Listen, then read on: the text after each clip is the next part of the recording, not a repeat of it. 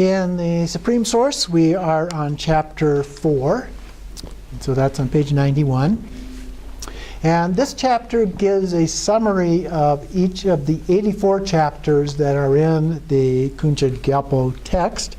It starts off with a brief discussion about the title and the meaning of the words in the actual title, referring to all existence being perfect and complete. And so it is seen in all aspects as we deem good or bad, both transmigration in samsara and liberation in nirvana. But this should not be understood in the sense that all defects and negatives have been eliminated and only positive kept. In Dzogchen, we're not just trying to get rid of the negative. Sometimes in a lot of the teachings, it really does seem like they're focused on trying to eliminate the negative and don't talk about the good at all. Ultimately, we're eliminating all karma. Okay? Karma is what keeps us in samsara. And so we're trying to eliminate all karma. But in Dzogchen, we go beyond that. We're transcending karma itself, if you will. And so here it says, true Zopa Chimpo is not an object or a text. It is the state of consciousness possessed by each and every individual. So that, in that sense, is the same as our Buddha nature. And we all have that.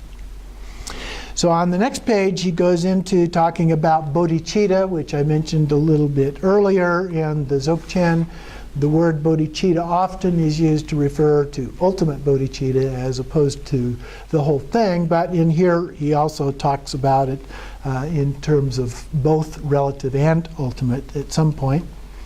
So here at the relative condition, the two kinds of bodhicitta, bodhicitta of aspiration or intention and bodhicitta of action. So relative bodhicitta is divided into those other two parts, intention and action. And the people who strive to do this, who are committed to doing this, are referred to as bodhisattvas. In Dzogchen, he says, bodhicitta does not mean only the principle of compassion, characteristic of the bodhisattva path. Bodhicitta is the original state, the true condition, as it is, immutable. So that's the ultimate bodhicitta that's being referred to here. In Tibetan, it's called Changchub Sim. Chang is purified or pure, clear, limpid. Since the beginning, there's nothing to purify. Chub means perfected. And Sim refers to mind. And so it's perfect from the very beginning. And Sem refers to, here he's talking about it as consciousness or the nature of mind. So the nature of our mind is perfect from the very beginning. Okay? And so it's like separating a mirror from its reflection. We can do that as characteristics of the two, but of course you can't have a mirror without a reflection, and you can't have a reflection without a mirror in that sense. So the true condition is indivisible. Its true condition, the state of consciousness, is beyond dualism. The nature of both is single and indivisible. Okay? So that's an illustration, a metaphor, if you will. So bodhicitta, at times texts speak of Ningmo Chengchuk Ki Sam, bodhicitta of the essence. And the primordial state of consciousness is synonymous with Zopa Chimpo, or he uses the phrase here, total perfection. Most use great perfection. And this is also synonymous with Mahamudra. In the sutras, a lot of times we use the text Sugata Garbha, and that is a reference to the essence of the enlightened one. So each of these different vehicles has a slightly different take on their understanding of what is the ultimate, if you will.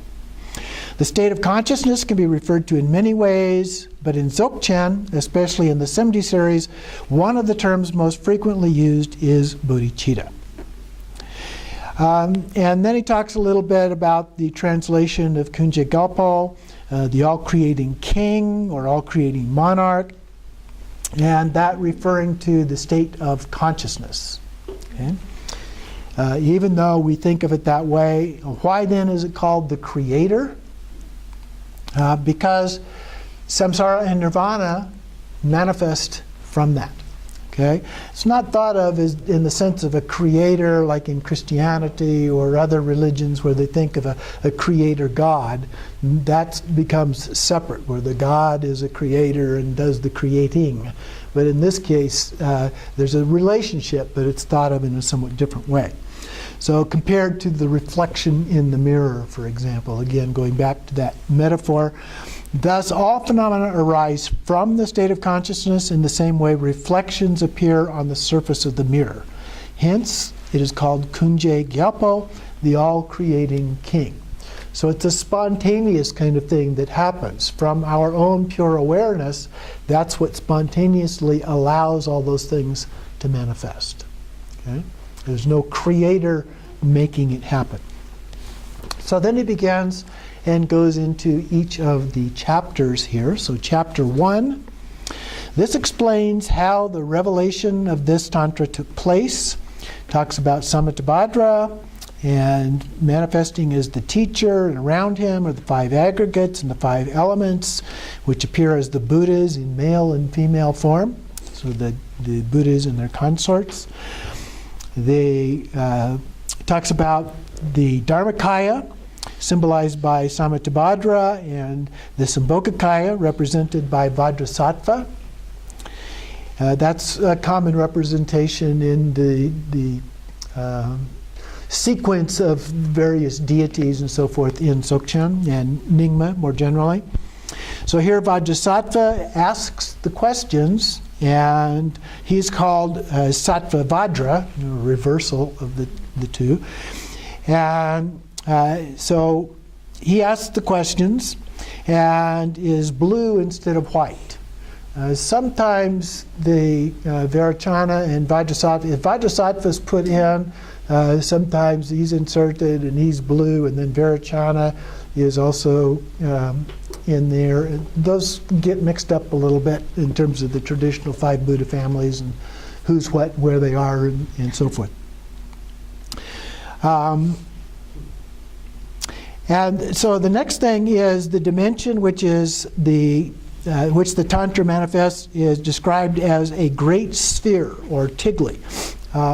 In our practice this morning, the offering that we did, the smoke offering, there was a phrase in there about the great sphere. And this is what's referred to here. This single sphere, the term tigli, indicates the true nature or potentiality of emptiness, represented by a sphere. So the state of consciousness has no beginning or no end. It's free of limits. There are no corners on a sphere. Okay? So it's beyond those kinds of things. In chapter 2, explains the origin of manifestation, the source of pure vision and impure vision alike. So the same source can manifest both of those. The state of consciousness, which is composed of the 3 primordial wisdoms. In here it refers to those 3 primordial wisdoms as essence, nature, and energy. And it also then says that from those radiates forth the 5 wisdoms and the 5 passions. So attachment, anger, pride, ignorance, and jealousy. And the 5 elements, space, air, fire, water, and earth. And those arise as qualities of the energy. From the Tibetan word na, Nga, silent G, refers to I in a traditional sense of that. Excuse me. Understood to refer to the state of consciousness. So nothing exists apart from the state of the individual. Hence, usually it is said that the state of consciousness of each individual is the real center of the universe. So that is a different perspective than a lot of other religious traditions, where that is seen more as something that's outside of us. But here, it resides in that essence in our own mind. It's more individual. So Dharmakaya, Sambhogakaya, Nirmanakaya are always and only the state of consciousness and do not exist apart from it. Any pure manifestations, such as a mandala, deity, and so forth, are impure, arise as impure dimensions, okay, in this sense. So the pure is the ultimate, and anything that's a manifestation of that is to some degree an impure form. In chapter 3, it explains the place of origin or way of arising existence as the manifestation of the state of consciousness. And for us, living in the human dimension, any vision that appears before us, whether good or bad, is living energy manifesting externally. Living in sound means being connected with the energy, and the Tantra frequently advises entering into the sound. Okay. There's also a phrase, Kunjed Gyalpo in the text says, before I existed. So he's asking, well, what does that mean? And before the state of consciousness, it says there is a beginning. So what could that be? The moment we enter into dualism. So the beginning here is not the beginning in the sense that we would normally think of it. When he's talking about the beginning, it's that moment at which we fracture our vision between pure and impure. Okay? So that's the beginning, if you will, in this context. Because we talk about beginningless time, there was no beginning prior to that. It just was, always has been, so to speak. Okay? And so the only beginning is a manifestation of that. So the true nature of self-arising wisdom is nothing objective. Then the 5 paths are discussed, the 5 aggregates, 5 passions, and so on, that leads to the 5 self-arising wisdoms. When we know how to recognize their true condition, there is no other path to seek and to follow in order to realize oneself. We already have it. It's already there. You just have to recognize its true nature. So self-arising means that they do not depend on cause and effect. Okay? If we had to do something to make it happen, that would depend on cause and effect. Wisdom means that they are pure, uninterrupted clarity. There is no path on which one progresses step by step.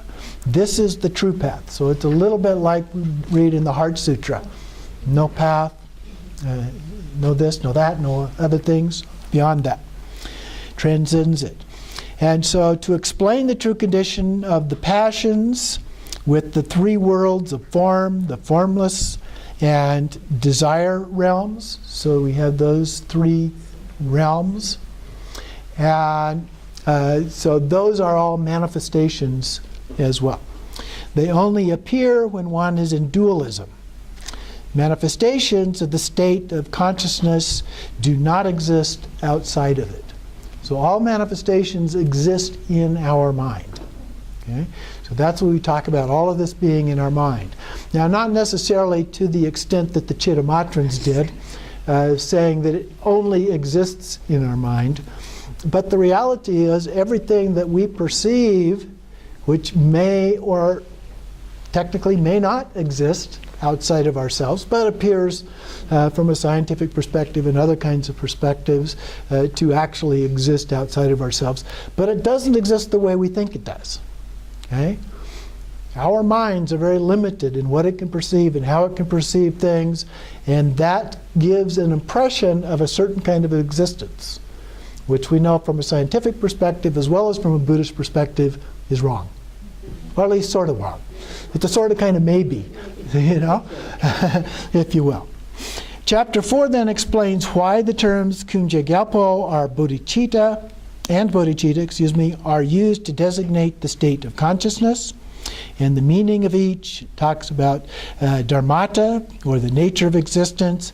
If you conceive or understand my condition, my nature, that's the state of consciousness that's being referred to there. Knowing the condition of the state of consciousness is equivalent to knowing all dharmas. the universal key. It is necessary to leave behind action and effort because these do not lead to knowledge. The nature is self-perfection. So that's the key in all of this, is this idea of self-perfection. Chapter 5, now I will explain my nature. This is Kunjed Gyalpo. It is not other than one. That is not other than a single state of consciousness of the individual. So when we use the word one or oneness in Dzogchen, we're not talking about it in the same way that we might in Hinduism, for example, or some other of the mystical traditions where the oneness being referred to is that we are all somehow united as a single entity. Okay? But it's referring to the fact that we all have this same essence, this same consciousness. But we are individuals. Okay, so that's a unique characteristic of Buddhism, is that we are all separate from each other in that sense. Okay, all is unified or perfected in the Dzogchen Gyalpo ultimate bodhicitta. The conclusion of all the teachings is Dzogchen Gyalpo, the state of bodhicitta. So then he talks a little bit about Rigpa, referring to that as the union of emptiness and clarity. It is present both in the outer world, in the environment, and the inner world in beings. It is omnipresent, but this should not be misconstrued as a similar denotation of omnipresence as in the attributes of God in Christianity. Omnipresence indicates that our outer world is our own creation. We are the creators of our outer world. A karmic vision and appearance tied to ignorance of the true condition. An example that is often used is space or the sky. Okay? So it just is, as is. Then going on to chapter 6, discusses the single root. All dharmas conclude in Dzogchen Gyalpo. That is the single root, if you will. That's the heart essence of all the dharmas. The meaning of the letter A, which represents emptiness. Then he explains how karmic action arises, the dualistic vision, and the realization based on the principle of cause and effect, as in the sutra teachings. And so the sutras talk about the causality of karma. At the outer level, it is far from the true meaning of meditation. Okay, so differentiating in terms of Dzogchen in that way. So Kunjed Gyalpo's advice is not to communicate his words to those who follow or preserve those paths, or preserve these paths, okay? If people are following another path, they're just going to get confused by trying to understand this. Okay, so if the teacher is saying, yes, there is karma, you have to watch your karma, purify your karma, do these kinds of actions, avoid those kinds of actions, and so forth, and then you come up and say, no, you don't. You know, that can be very confusing for people to try and understand. So you have to be careful about discussing these kinds of things at this level with people that are not ready for it. Persons who are heavily conditioned must ripen slowly. If one communicates the truth to them, all of a sudden they will get frightened and consequently stray far from the path.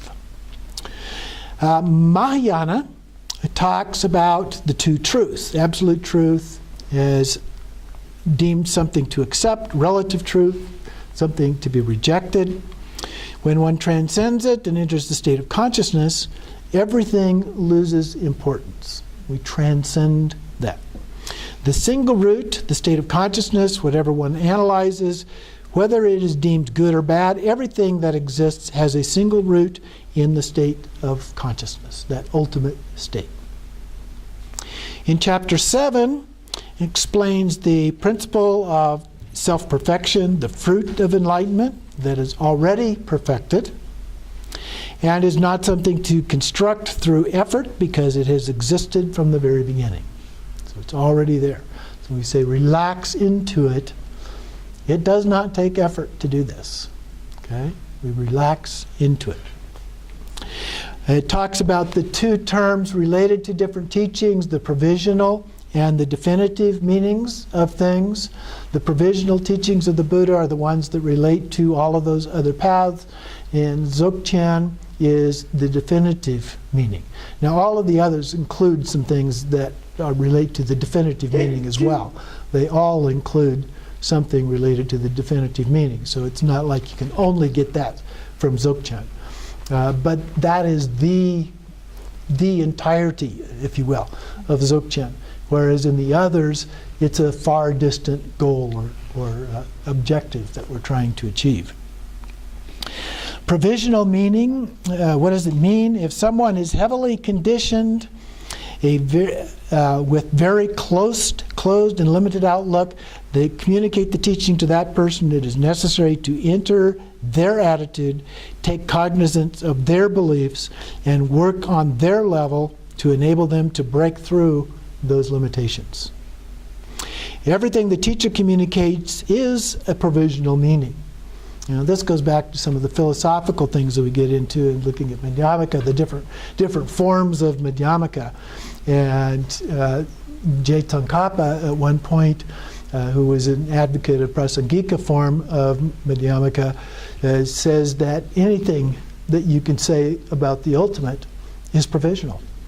The virtue of using a word to try and refer to it is itself a provisional usage of terminology, a label.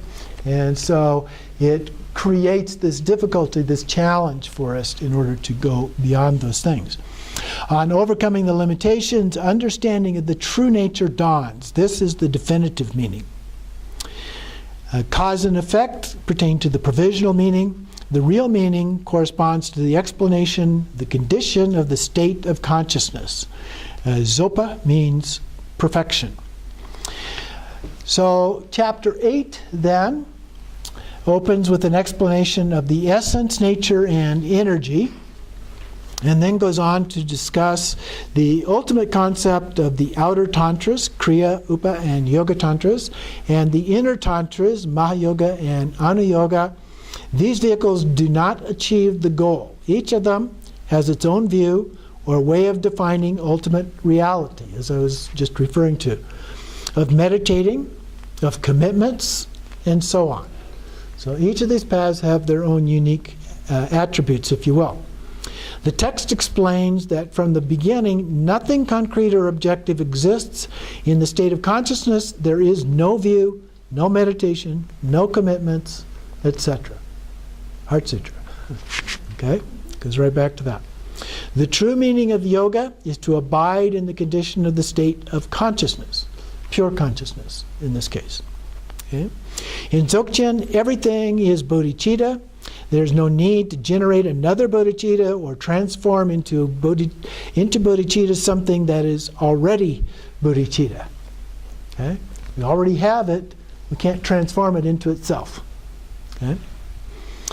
Then chapter 9 explains the meaning of the vehicles based on the principle of cause and effect. So going back a little bit to that, they are erroneous paths.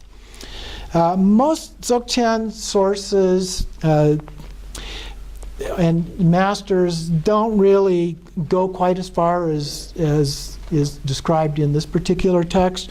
Other vehicles are often considered in some way or other to be lesser in some respect, but there's still value in terms of how it's used by and for that particular person.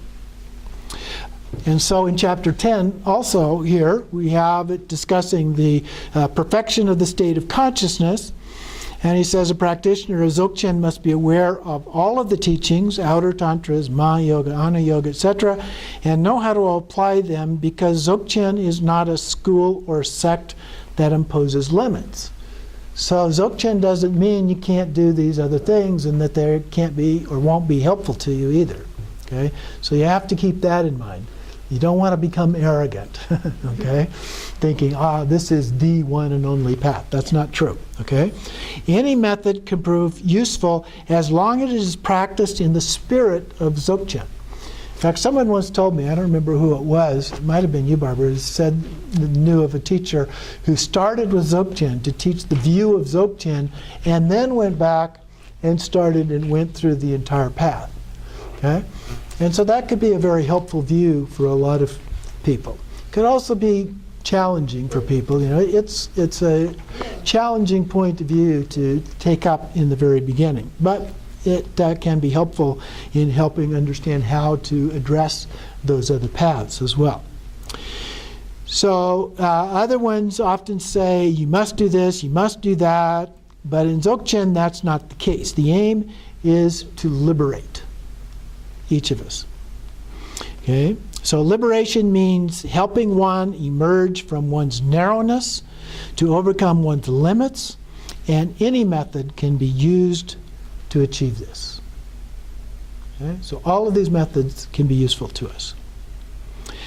Pronouncing the syllable hung, for example, the practices that we've been doing in this class, the syllable hung, one instantaneously finds oneself present in a pure dimension without needing meticulous visualization of the deity. In terms of offerings, he or she can offer material objects because neither is there any restriction on making offerings made with the Dzogchen attitude. Okay? So we can still make the offerings, we can still engage in these other practices that are more prominent in these other things, make it a part of our daily practice. Continuing to do Nyingdro, I emphasize that. I think that is important as being a preliminary to doing your Dzogchen practices, and it doesn't have to take a lot of time or effort to do that. That's why we use that short daily Dzogchen practice as a way of doing that.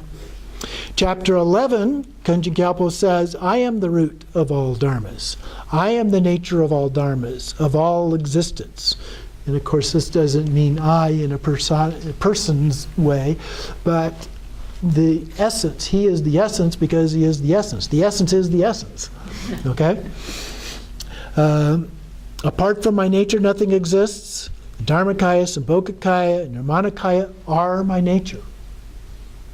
The nature of primordial state. Chapter 12, the state of consciousness is the base of the lungs. The lungs are the transmissions that are given of the teaching, of the scriptures, of the secret instructions or upadeshas, of the tantras and their commentaries, and of the methods of kriya, upa, and so forth.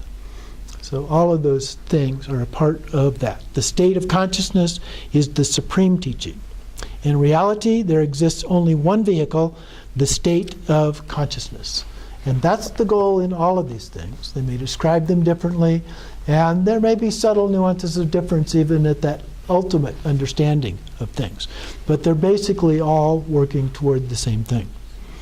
Chapter 13 explains that if a person meets teaching like Dzogchen, this is the outcome of a precise cause, of a previously established connection. Chapter 14 explains the kind of person to whom one should transmit the teaching and one from whom it should be kept hidden. Chapter 15 has some verses that can only be understood by reading the secondary tantras. Kriya Tantra talks about ritual ablution, sprinkling water over one's head while reciting a purification mantra during the initiation. This is a provisional until one enters the pure state of consciousness. And it goes on to discuss the principle of non-distraction. Thought must be controlled through remembrance and presence. So there's effort involved in doing those things. Another verse says that Dharmakaya is one's own mind, uncorrected and unadulterated when one is in the natural condition. There is nothing at all to do or change. It's called the unborn state. Okay? So it's beyond the idea of being born, coming and going kind of thing. Chapter 16 is advice given from Kunjed Gyalpo to Sattvavajra, Chapter 17 talks about the relics of the enlightened ones. We've got the relic tour coming to town here, so it relates to that. At the moment of passing into nirvana, Buddhas leave behind relics, small white or colored ring cell, they're called, for the benefit of beings. And so this text explains their real meaning. Chapter 18 asserts the state of consciousness cannot be discovered or recognized by means of a quest. Okay? We let go and let be. Chapter 19 elucidates self-perfection. Again, affirms that there's nothing to seek.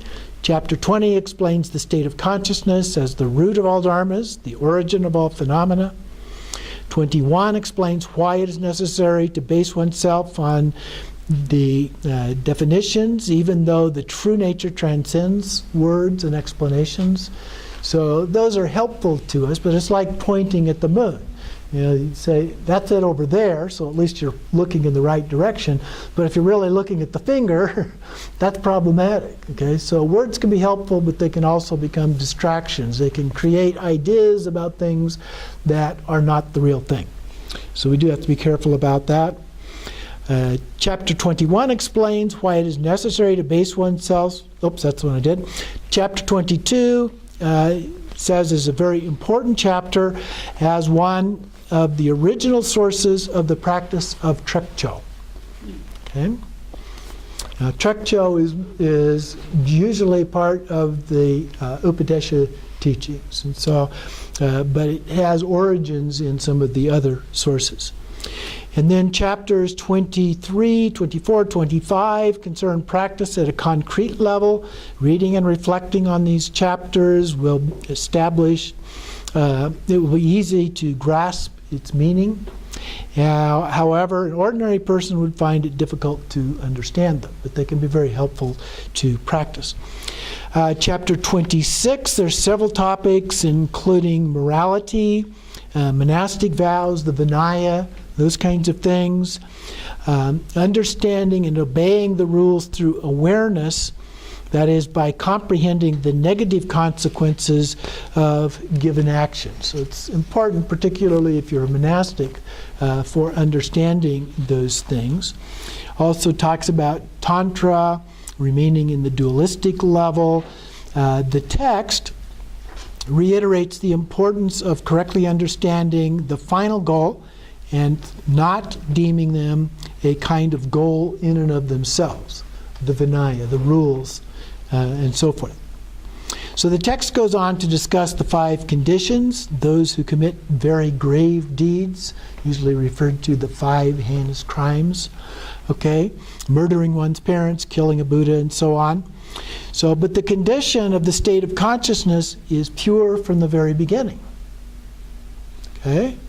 And does not undergo any change whether or not one commits one of those grave deeds. The Vinaya,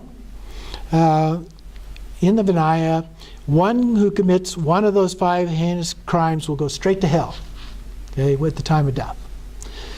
And one, on the other hand, a monk who observed all the rules of this life will have a good rebirth. So that's kind of the traditional view of things. However, from the point of the state of consciousness, there's no difference between the two, because their condition is the same. So why are there 2 different levels? Well, because they both are conditioned by the mind, and the dualistic gives rise to the idea of rebirth. Another important point discussed is the state of non-meditation. We sometimes use that phrase. There's even a book that talks about non-meditation, meaning nothing to meditate.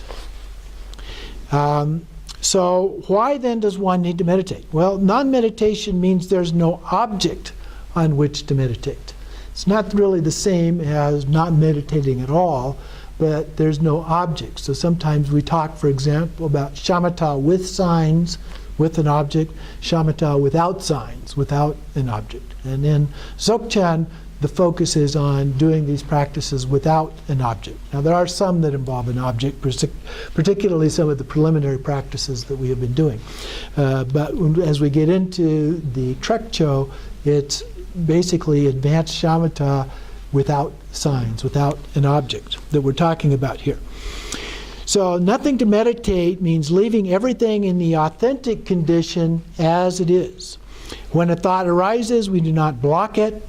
We do not enter into activity. We do nothing. We simply let it be. However, letting it be does not mean getting distracted. When that thought comes up, you don't focus on that. It is necessary to maintain presence without entering into activity. There's nothing on which to meditate. This is called gome. Gome. And the highest level of practice in Mahamudra is defined in the same way, equivalent in short to Trekcho in Dzogchen. And oftentimes teachers will say that there's no difference between Mahamudra and Dzogchen, but they're referring to the Trekcho practices of Dzogchen when they say that. And also no difference between those and the practices of the Madhyamaka, the middle way practices. So all three of those are essentially the same. Okay? Sometimes the descriptions and so forth are somewhat different from each other, but all three of those are essentially identical. In chapter 27, it explains that the condition of existence, externally and internally, is not something concrete. All phenomena are your own manifestation. And then chapter 28 explains that the condition of the primordial state is immutable, it never changes. Change implies that an entity exists in some kind of physical way, and that it's subject to change. The sky, however, doesn't change. Now, clouds change within the sky and that kind of thing, but the sky itself is just there. It doesn't really change, in this kind of an analogy at least. It is beyond all limits. Ying is a term that is sometimes used in Dzogchen to mean, and it corresponds to the Sanskrit dhatu. We talk about dharma dhatu. So it means the full condition. The sutras often use the term cho-ying, or dharma dhatu, and means the nature or condition of existence. And those are synonyms for emptiness. Okay? Dzogchen Ying, yeah, Zing, Ying has two meanings. The first one refers to the general condition of space, which governs all, so to speak. In order to exist, an object must be in space and have space of its own. The second meaning has two aspects called outer yin and inner yin. Outer yin is the reflection of the inner yin, as if the condition of the state of consciousness were reflected outward. So the inner yin would be the existence of consciousness itself, and then the reflection of that in an outward way would be the outer yin. Okay? This principle is particular to Dzogchen. It is not found in the sutras or the tantras. In fact, all these other teachings, yin always and only signifies space in the sense of the nature or condition of phenomena. Okay? Chapter 29 concerns the meaning of the expression sem naldu zangpa. Sem at the end. Sem is the condition, sem is at the beginning. Sem naldu zangpa. Sem is the condition of the state of consciousness. Naldu zangpa means letting be without disturbing. Nal means authentic natural condition. Jor is process. The Tibetan term naljor then means the same as the Sanskrit yoga. Okay, naljor is the same as yoga. So water flows freely. This is its authentic characteristic or state. A stone, on the other hand, is hard and solid and remains in a state where it is. So they have different natural states from each other. This original condition is called nal or nalma and naldu zangpa, which means leaving one's natural condition as it is. So we also have a natural state. And that natural state is Rigpa. So we just leave it as it is. Okay, that's the state of the consciousness of the individual. There follow some verses that are very important in order to understand the meaning of Trekcho. And it talks about, do not correct your body. Do not correct, but rather relax. You accept it as it is. You're not trying to change anything. Just leave it as it is. Do not meditate on the deity. Do not correct your voice. Like reciting mantras.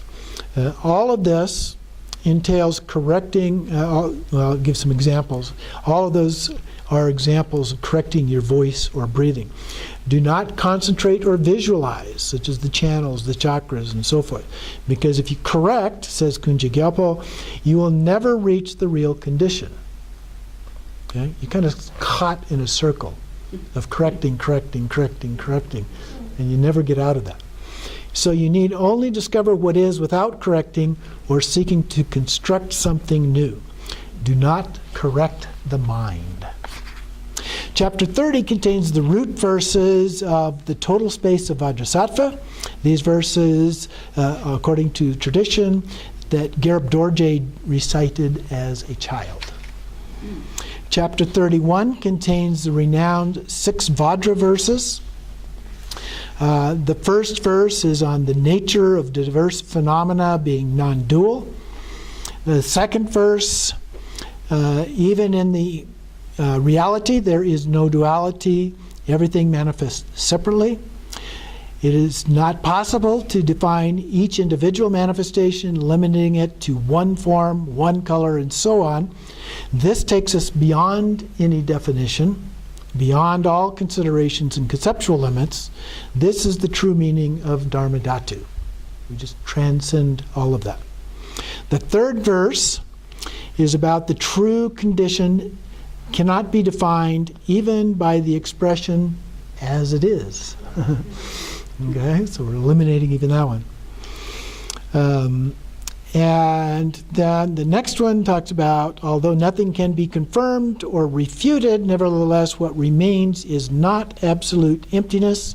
Everything manifests at the relative level, and this itself is Samattabhadra. Okay? The fifth verse says everything is already all right, already self-perfected. This means overcoming the disease of effort, interesting phrase, that is remaining in the natural condition. So meditate without meditating. There is nothing on which to meditate. Again, we still meditate, but not on something. However, this should not become an excuse for not doing anything. There is no concept to which to adhere, but we must not get distracted. Abide in pure awareness. And then the sixth verse, the presence continues in a natural way, and precisely this is meditation. This is self-perfection beyond being conditioned by a commitment or concept. Chapter 32 has only 4 lines. Not to correct is the supreme equality. Not thinking, not creating thought or correcting. And so this is one of the sources of Trekcho also. Chapter 33 discusses Ying again, and the distinction between Sem, the mind, and Yeshe, wisdom. Okay, now the word Sem, sometimes in Dzogchen texts they'll use Sem, they'll translate it as mind, and in some contexts they're talking about what we refer to as everyday mind, if you will. In another context, they're talking about it as kind of ultimate mind, or the essence of mind. Okay? So that can get to be a little confusing. You have to be on your toes and watch for that. And so here, Sem, or mind, refers to the reflection, while Sem Yid, the nature of mind, corresponds to the condition of the mirror itself. So what does Yeshe, or wisdom, mean? And Yeshe is the same as Jnana or Jnana or Jhana. People pronounce it different ways. It's different between Sanskrit and Tibetan there. So Yeshe, wisdom, if we consider Dharmakaya, the state of consciousness of a realized being, analogous to the mirror, then all the aspects tied to Sambhogakaya and Nirmanakaya, the five wisdoms, the five Tathagatas, and so forth, must necessarily be part of the reflection. The reflection is not conditioned by dualism, but is instead a part or a manifestation of the purity of the primordial state. How is it possible to distinguish between a pure reflection and one conditioned by dualism? Pure reflection refers to a quality of the primordial state. Infinite wisdom and the qualities of Dharmakaya, Sambhogakaya, and Nirmanakaya are not active, nor do they condition the three kayas in any way. On the contrary, it is we who are conditioned by the mind. It is crucial to understand this difference between mind and wisdom. Okay? Chapter 34 explains the true condition beyond immortal or eternal, and the contrary thing, that there is a thing. The first viewpoint, eternal and or permanent, always something would always exist. Okay? And the second one refers to those who believe that after death nothing exists. So we have the eternal or the permanent as opposed to the nihilists, the nothing exists, okay, at the time of death at least. And so the Dzogchen view transcends both of those. Okay? There are also allusions to definitions characteristic of certain philosophical systems in ancient India in that chapter. Chapter 35 explains that Dzogchen is beyond cause and effect.